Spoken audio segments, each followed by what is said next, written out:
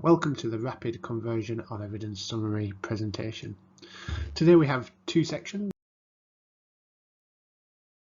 Firstly, we're just going to give you a brief overview of the particular process with some video examples of how it all works, and then I'm going to pass you on to my colleague Joe Harrison. He'll give you the current impacts of the project and obviously future planning of what we're trying to do over the next 3 years. So the RaCES project has four main aims. Firstly, to improve staff skills on critical appraisal, interpretation, application of systematic reviews. The second outcome is in regards to implementing findings from systematic reviews. So where a trust or a group has come towards us with a clinical question, we want to take the evidence we found within a systematic review to support them in answering that question and making relevant kind of recommendations for implementation. The third area of development is in dissemination. So when we've found a relevant review, summarised it, we want to disseminate that knowledge. This will be dissemination throughout the ARC, within the institution themselves, and also wider afield via websites, publications, etc. The final aim is to develop a network. So as more and more people complete RaCES, we want to develop a network of competent people to undertake these processes, so more of these RaCES projects can be carried out independently, and also with an aim to create this sustainability for this project to be carried out long term. We identify RaCES through two main methods. The first method is from the trust identifying a particular clinical question. So this can be something which they're looking to integrate and not sure about the underpinning evidence.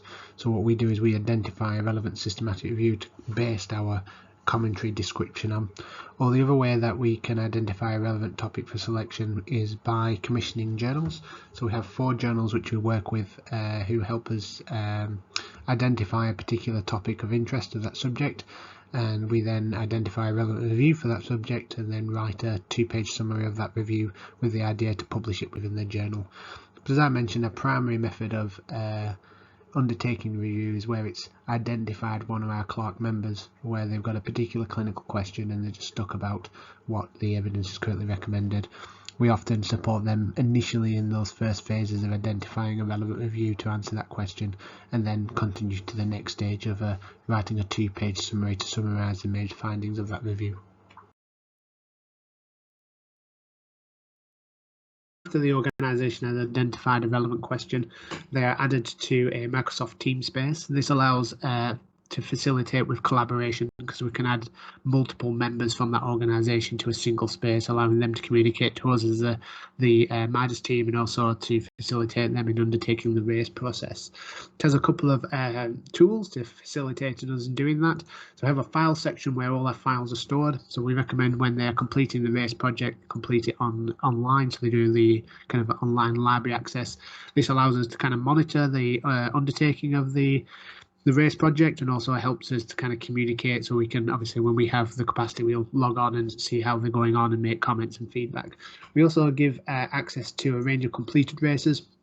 This enables them to see kind of what the standard we're aiming for and some examples of completed pieces, so it helps you to kind of understand what a finished product would look like. We also use the OneNote files here, which is a guided set of modules which talk you through each stage of completing a RaCES. So it starts off quite broadly with identification of your key terms in the sense of your search strategy, and obviously how to define your particular clinical question, and then it develops further to a more specific writing process. So it indicates how you look for the relevant systematic reviews, how you write your introduction, methods and findings section. So it takes you a step-by-step guide to undertake each of those processes. Additionally, there is a set of YouTube videos which just helps you to understand how to use this technology and how to complete the relevant sections in the OneNote files, which we use to kind of monitor the performance and them undertaking the process. So as previously mentioned, a 2-page summary is written based on the systematic review. This is all quality ensured, so every stage of the writing process is then checked from the Midas team to make sure that no assumptions are being made which are inappropriate based on the quality of the evidence within the systematic review and the systematic review itself. all the formattings for the write-up is structured around developing the clinician's understanding of a systematic review and their critical appraisal of evidence. So the next stage is dissemination. This can be internally within the institution by journal clubs, training, posters, etc. We've also started to disseminate the RaCES projects wider afield across the Arc Northwest. So you'll see in the most recent newsletter we have placed a RaCES corner.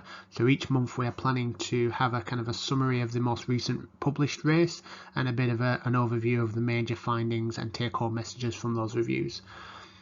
We have also started to collaborate with a range of journals to obviously disseminate these further in publications. So we're up to 15 publications now. I'm sure Joe will update you soon about what the current impact is.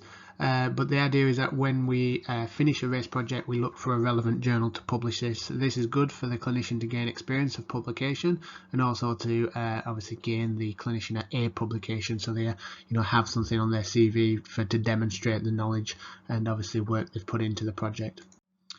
The kind of last stage is implementation. So if we've established the evidence sources up to a certain standard and we can see to be something we even want to adopt or requires further research, we can then look to work with the organisation to either implement the specific changes or to obviously look to develop a research project to kind of investigate the area further. So what I'm going to do now is hand you over to Joe, and Joe's going to talk about the current kind of impact of the projects we've done and also kind of future planning for the next 3 years. The next few slides will explore the current impact of RaCES on professional practice using case studies as examples. In the first case study, an NHS trust wanted to review the recommendations for improving medication adherence in stroke patients. As part of this process, a RaCES was completed on 3 systematic reviews of medication adherence in the stroke population.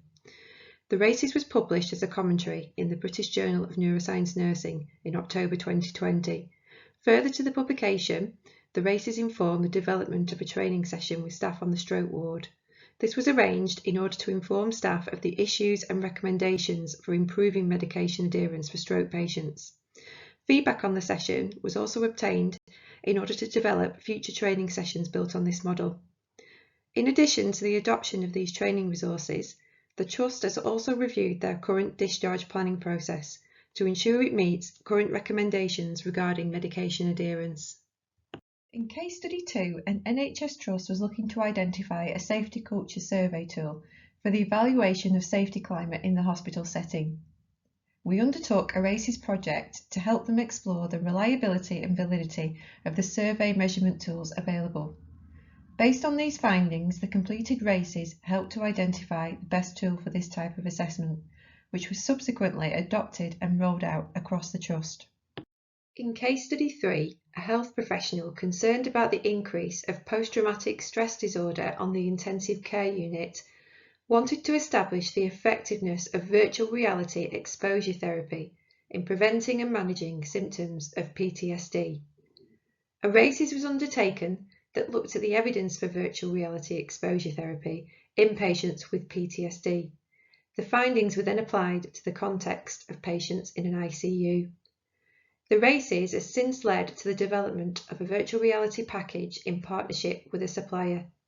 Research funding has been obtained to further this development through patient and staff consultation on the design and delivery of a virtual ICU environment and its use in clinical practice.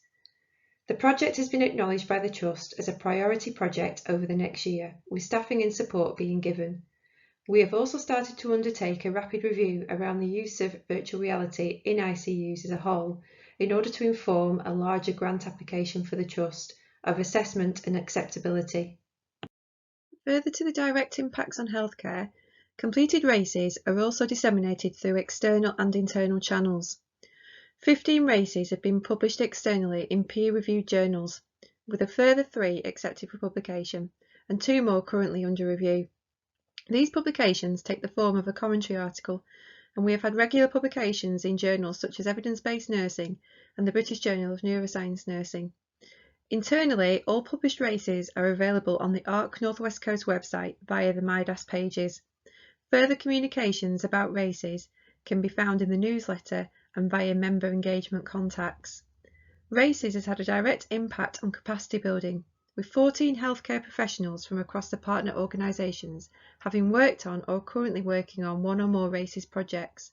Through this process, they have gained an understanding of evidence synthesis and developed skills and confidence in undertaking critical appraisal and academic writing. The RaCES process also played a key role in one healthcare professional obtaining an ARC internship. They described how the skills and confidence developed through the process helped them with the application for the internship, which they plan to use for development of an NIHR fellowship application. 3 further ARC Northwest Coast internships will also involve the writing of a RaCES project. As part of the educational impact of RaCES, the RaCES team has been delivering a 9-week programme to 30 clinicians on critical appraisal topics, developing skills around searching, critical appraisal and evidence synthesis. These 9-week sessions have helped to further develop specific aspects of the RaCES, which will enable the future development of a more intensive course around the RaCES framework. So what's next for RaCES? This slide shows a timeline for RaCES, including our future planning for the next few years. Years 1 to 3 summarise the key points that we have discussed today, including the process of undertaking RaCES, evidence of value-added impact, capacity building, education and dissemination. The next stage in the plan is to work with the MIDAS Public Advisor theme leads to develop a plain English summary of a completed RaCES publication. This exciting development will add another layer of knowledge transfer for RaCES, widening their audience to patients, carers and members of the public. In years 4 and 5, we also aim to make the RaCES process more self-sustaining via the healthcare professionals who have previously undertaken a number of RaCES and have sufficient knowledge and confidence to direct fellow members of their organisation in repeating the process. Quality checks and further support will still be undertaken by MIDAS. Internship opportunities and development of a RaCES course will continue to be developed alongside the completion of at least 40 RaCES publications over the 5 years. In the final year, we will also document the implementation process of RaCES, including any barriers and facilitators we've identified.